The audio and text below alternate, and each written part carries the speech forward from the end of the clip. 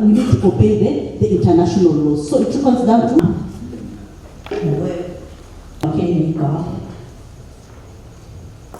Chama, you have your own charities. A duty bearer is that person who has that duty to... The human rights that is violated in the companies and in the farms in regards to the chemicals that they need to use. That is what we are telling them. The chemicals that they need to use should be good chemicals so that their products can fetch good markets outside the EU market. Issues of human rights and business are very key because you need to have an ecosystem whereby as you promote your businesses, you take care of the interests of others, both the consumers and the people that you're working with.